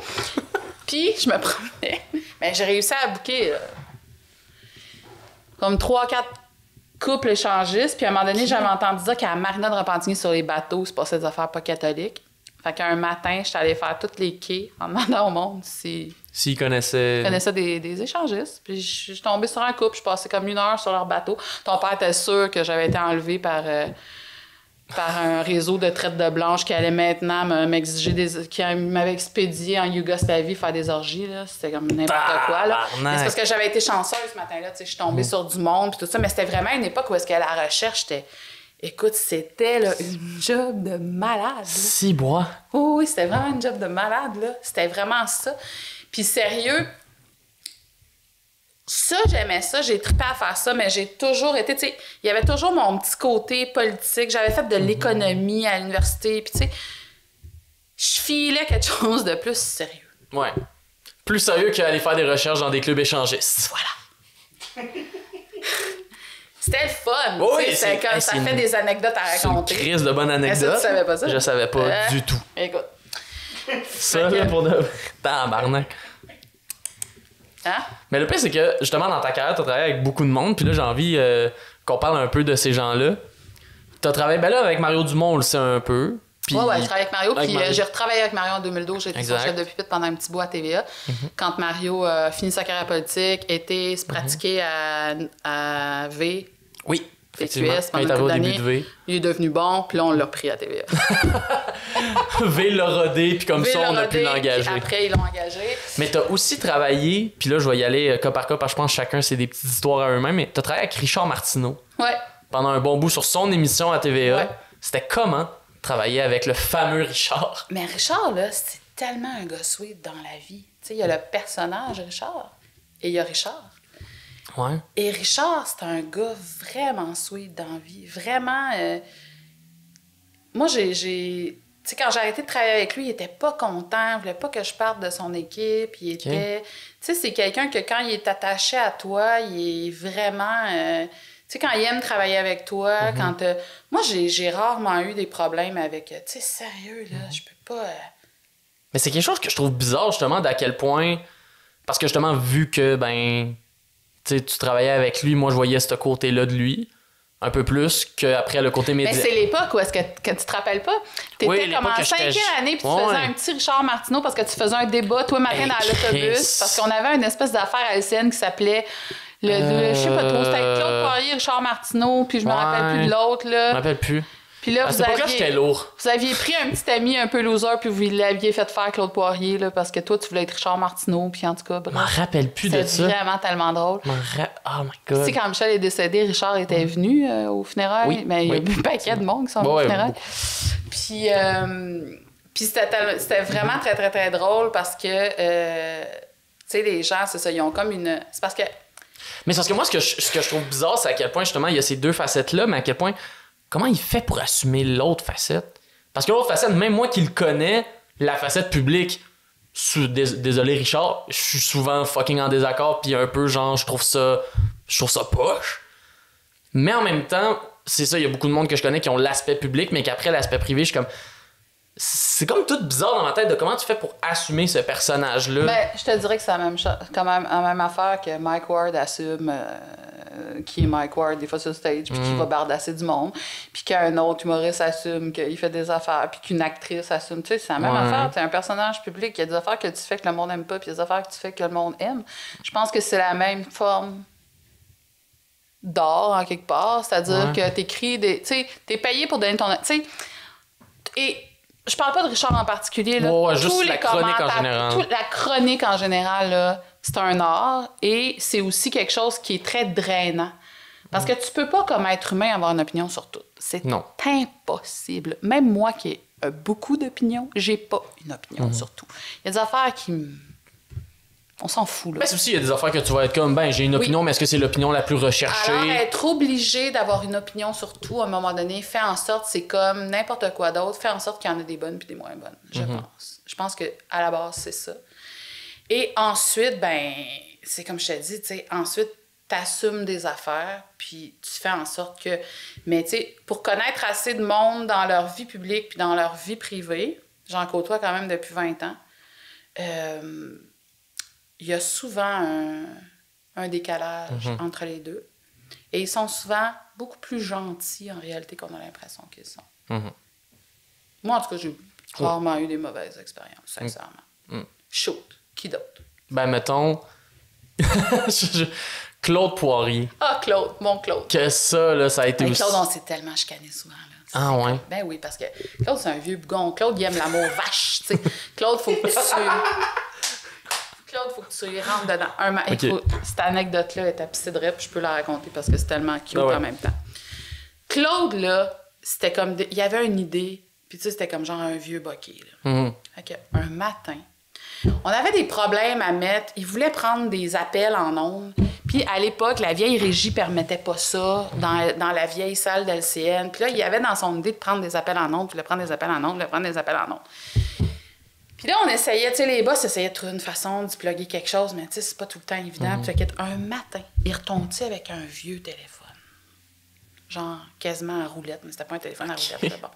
Et là, il voulait que le technicien, il tape un micro là-dessus pour qu'il puisse prendre des appels en ondes. Et là, tout le monde se met à capoter. Ben là, c'est pas vrai qu'il va... Puis moi, je suis comme, laissez-les faire. Moi, je veux même pas me préoccuper du téléphone. J'ai un show à monter. Moi, j'ai mon plan dans la tête. Okay. Ça reste de même. Fait que là, lui, il met toutes ses énergies là-dessus, sur le petit téléphone, puis il fait capoter tout le monde. Qui, là, maintenant, mettent leurs énergies sur le téléphone. Parce qu'ils sont comme, c'est pas vrai qu'on va micer un téléphone de... Voilà. Un téléphone de l'époque des dinosaures. Puis là, même, essaye de trouver une prise pour brancher le dit téléphone. Tu sais, il y en a même pas proche. Tu sais. Fait que bref, là, c'est comme tout le monde est sans dessous. 2 minutes avant de rentrer en onde, j'arrive à côté, je fais comme... Je tape sur le bureau, je fais comme... Là, vous avez fait capoter tout le monde quand matinée avec votre petit téléphone, là.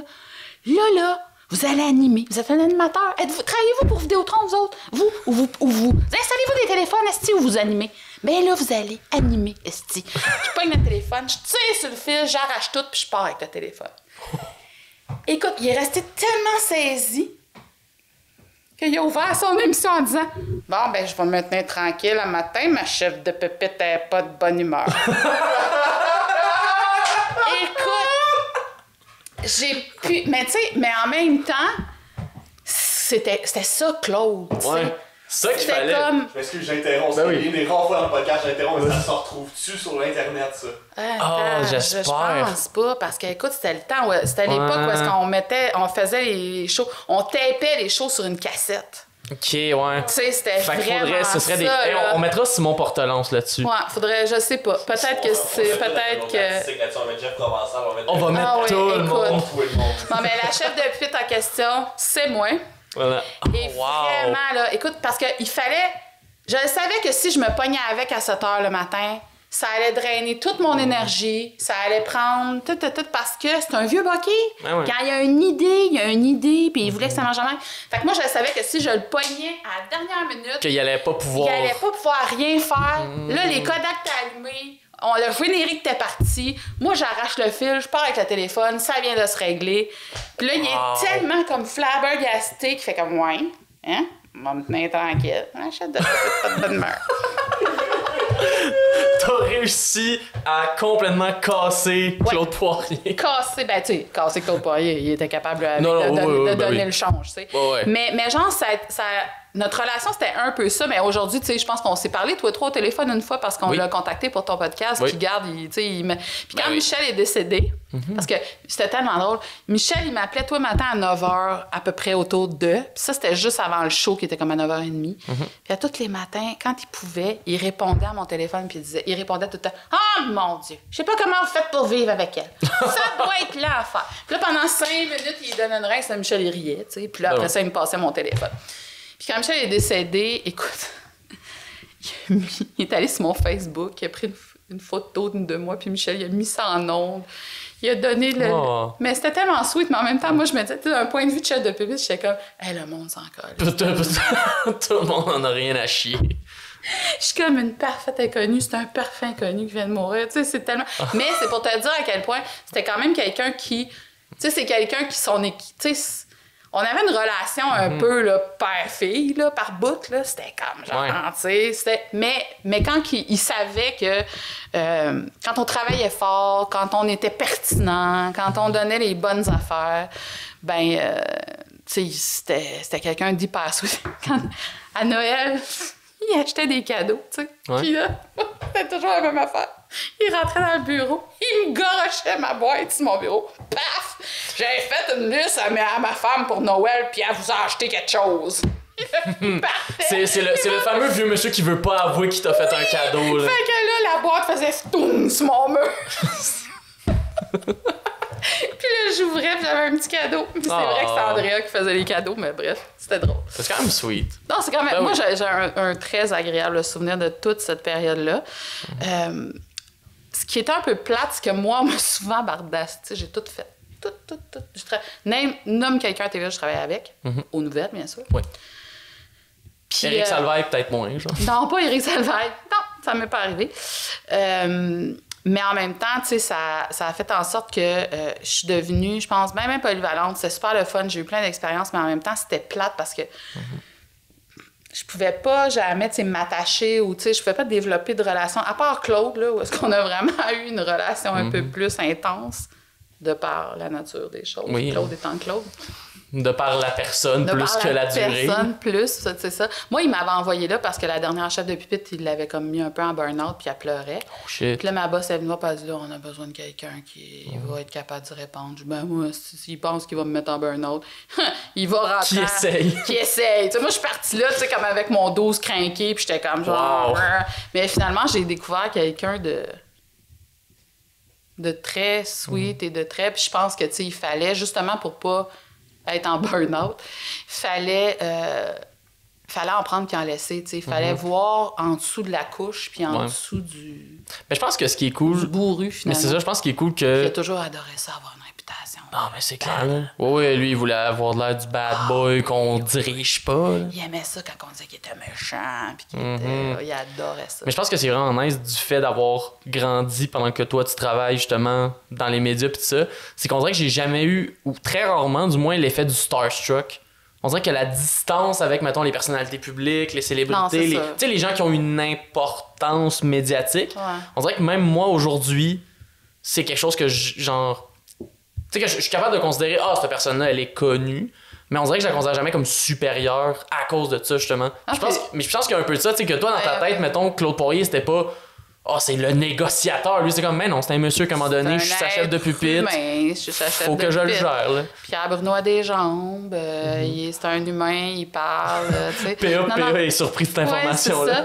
Non, mais tu sais, c'est tout ça. Puis sérieux, ça, c'est une autre affaire. Tu sais, quand Michel était à l'hôpital en oncologie, un jour, Pierre est venu le voir parce que Pierre, au bureau, quand quelqu'un est frappé par le cancer, c'est toujours, tu sais, c'est sa cause. Il y a toujours... ça y tient à cœur. Puis il m'avait aidé à trouver un médecin pour Michel. Puis, tu sais, c'est comme genre, fait qu'un midi où est-ce que Michel allait pas super bien. Pierre, il a vu que j'étais comme un peu, puis il est venu me voir, puis comment ça va, puis là, j'étais comme, il y a le moral d'un talon, puis là, je commence à plus savoir quoi faire pour remonter le moral. Mais tu sais, comment tu fais pour remonter le moral de quelqu'un qui va mourir, tu sais, ça, c'est l'autre. Ouais, c'est ça. Tu y envoies Pierre Bruno. Ben voilà, fait que Pierre a dit, je vais aller le voir, puis je me rappelle. Je suis partie comme, si je finissais de travailler avec Mario à midi, puis là, Pierre m'a dit, je vais dîner, puis je vais monter à... Puis Michel était à Notre-Dame, tu sais, TVA est en bas, puis l'hôpital Notre-Dame est en ligne droite, c'est à Champlain, c'est à côté, tu sais. Fait que Pierre m'a dit, je vais dîner, puis je vais y aller après, tu sais. Fait qu'il dit, je te texte, puis quand je vais partir. Parfait. J'arrive dans la chambre, puis là, cette journée-là, faire exprès. Michel, il n'a pas de jaquette, il est en bédaine, il est écœuré, il n'est pas du monde, tu sais, il est comme... Puis là, j'essaye de l'habiller, il veut rien savoir, puis là, je veux pas lui dire qu'il faut qu'il s'habille. Puis là, à un moment donné, je suis comme un peu en train de pogner un air, parce que là, tu sais, il veut rien savoir du peuple. Mais toi, tu sais ce qui s'en vient. Moi, je veux pas qu'il reçoive Pierre Bruno en chest poilu, là. Ben, en même temps, Pierre Bruno, quand il s'est vacciné, sa photo tout en chest, il aurait bandé, je sais pas. Fait que bref, réussi à y mettre un hostie de jaquette. Et là, à un moment donné, Pierre rentre, mais c'est parce que c'était tellement drôle, parce que Michel avait l'air d'un enfant qui voit le Père Noël pour la première fois. Il était comme genre de même. Mais c'était de voir comment tout le monde avait capoté sur l'étage. Tout le monde était comme, qu'est-ce qu'il fait ici? Qu'est-ce qu'il fait là? C'est-tu quelqu'un de sa famille? Et là, tout le monde était comme, tu sais. Oh shit. Mais parce que ce son... Surtout Pierre, là. Pierre, ça fait 40... Là, faut pas que je me trompe. Pierre, si jamais je me trompe, je m'excuse, mais 46 ans, qui rentre dans le salon du monde tous les soirs.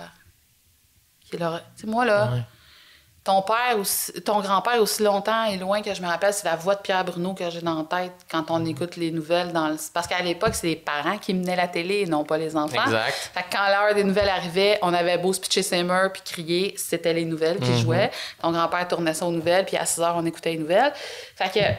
Et aussi loin que je me rappelle, c'est la voix de Pierre Bruno, aussi loin que je me rappelle, ton grand-père a lu le Journal de Montréal. Fait que, tu sais, moi, de TVA, on dirait que quand j'ai commencé à travailler là, c'était presque rentré chez nous. Tu sais, c'était presque à rejoindre du monde que je connaissais déjà, que j'avais l'impression de... Tu sais, c'est sûr qu'au début, t'étais impressionné. Ouais.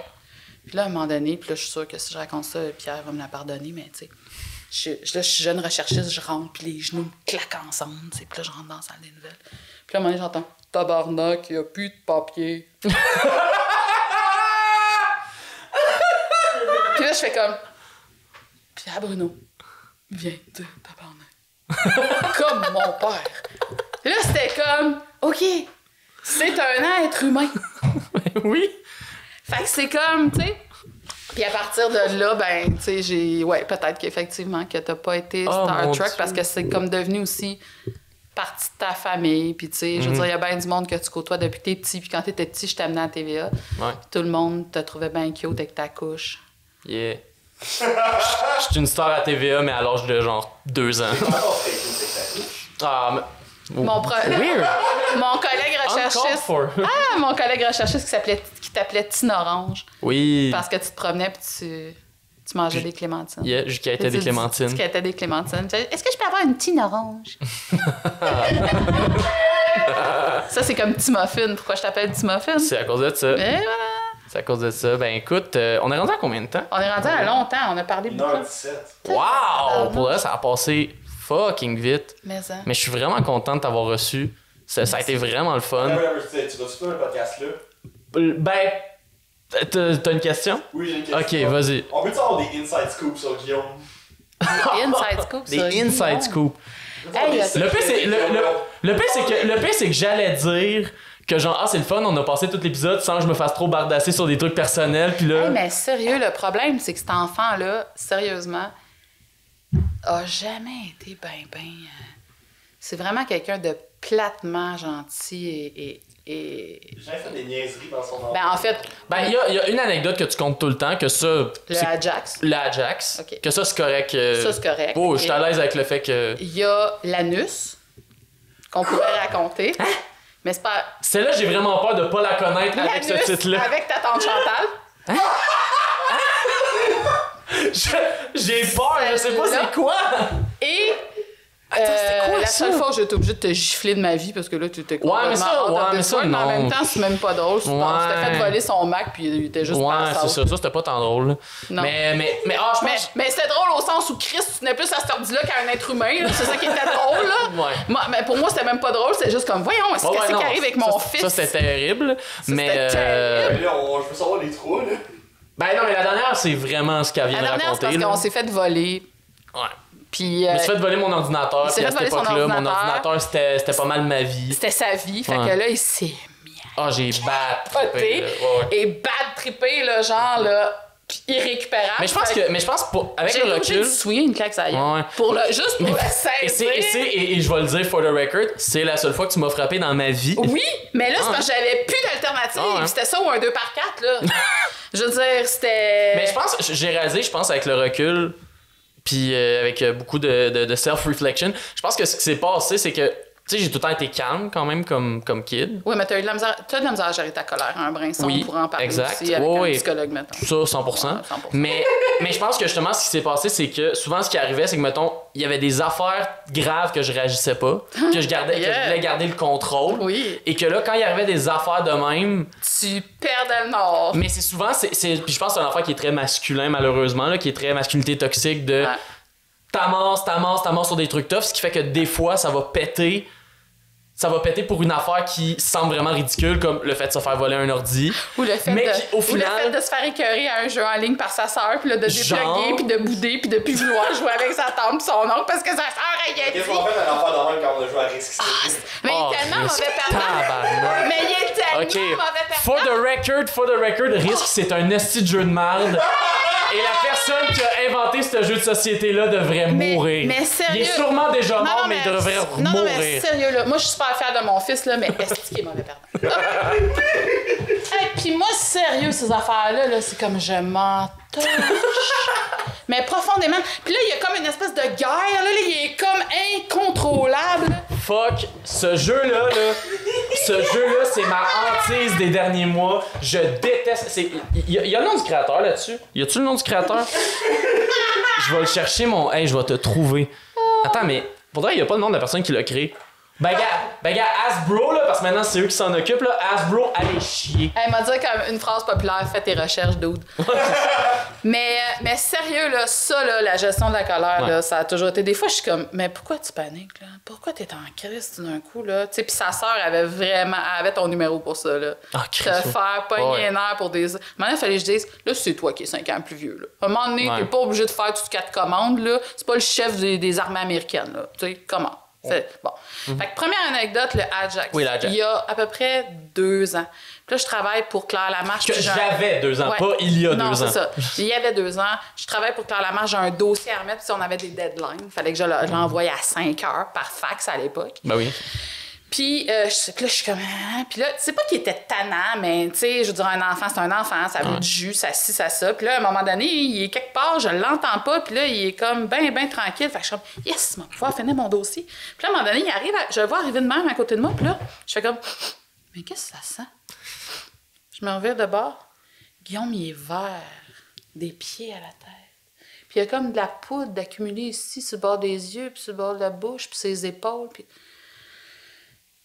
Et là, je me lève et je suis la trace jusque dans la salle de bain. Il avait pris 2 boîtes d'Ajax Costco Side. Il avait enlevé les papiers, puis il avait fait ça de même avec dans sa main. Là, il y a du fucking Ajax partout. Et là, je me rappelle, là, j'étais comme... Ou bien je le garoche en bas du 2e étage, ou bien je le passe à l'eau. Là, je le prends par le dessus des bras de même, je l'amène dans le bain. Je tiens debout. Puis là, mon oncle, il se met à brailler parce que l'eau est froide. Je suis comme...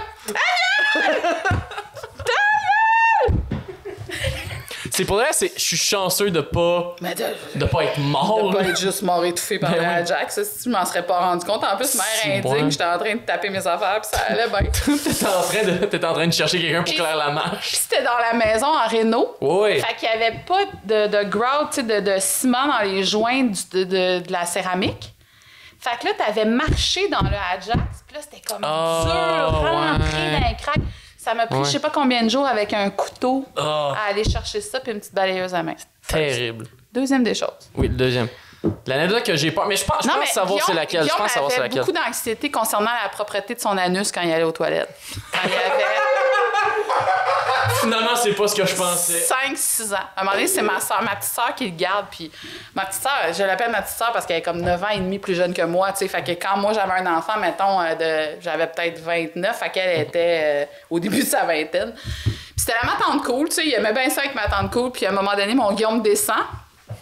Et là, il dit, je viens d'aller aux toilettes, je suis-tu propre? Et il se penche. Et il s'est caché. Et là, ça fait, wouh! Oui, tout est beau, tout est clean. Ok, c'est ça. Ferme la porte. C'est à peu près les deux, ça, le pire. Ça. Mais là, t'as honte, hein? Tu la honte, là. Ben, pour de vrai, je me dis. Mais c'est un enfant. T'étais un enfant. Oh, ouais. Je suis comme l'enfant de Kanjo dans le numéro de Louis-José Hood, là. Oui! Louis-José Hood! Louis-José Hood! Peux-tu me checker les fesses? Ça plaît, ça! Mais ça. toi, tu l'as comme imposé à ta tante. Oui, C'est 100%. comme ça. Tu penses que j'ai vu les amygdales au travers? Oh my Il va god! penser quand il vient ici. Des fois. Ça arrive. Des souvenirs d'enfance, hein, qu'est-ce que tu veux? Mais outre ça, sérieux, tu sais, moi, j'ai toujours dit, Guillaume, c'était ma vieille âme. C'est presque... Tu sais, j'ai comme mis au monde un petit adulte avec qui j'ai toujours eu des conversations de ce genre-là.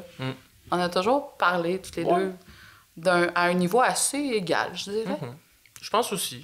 Ouais. Ouais, Ben, c'est ça qui est le fun. Puis c'est ça qui est le fun de t'avoir reçu aujourd'hui. Ben écoute, je te l'ai dit, merci, ça a été super agréable, mais en même temps, c'est ça.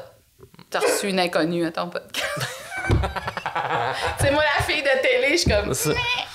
Ben, gars, moi, là, j'aimerais ça que vous y prouviez qu'à la tort, là, puis vous disiez que c'était un bon épisode. Parce que moi, je pense que c'était un bon épisode. Ah, on a eu du fun, en tout cas. On a eu du plaisir. On a eu du- Ouais, c'est un épisode spécial Fête des Mères, c'est un câlin mère-fils, là. C'est vrai, c'est très vrai. Ah ouais. Puis surtout que t'as Mais pas... ça, j'ai pas de misère avec toi. Avec mon fils, j'ai pas de misère. Ta sœur, tu sais. Ouais, ben, ça, ouais. Ah non, tu vas pas me faire un câlin, là. Surtout que ben, t'as pas de choses à plugger techniquement. Non, j'ai rien à Fait plugger. que- Techniquement, personne peut me suivre nulle part. Ben, tu sais, oui, il faut toujours aller essayer de Ça vous se abonner trouve, à là, mon mais Facebook, c'est là, pas... mais c'est pas désiré. tant palpitant. Exact, c'est pas tant palpitant. Fait que, ben écoute, bonne fête des mères. Merci, mon petit Bon, tu ouais, sautes, tu perds de sa table, ouais. Oh, j'attends d'amour.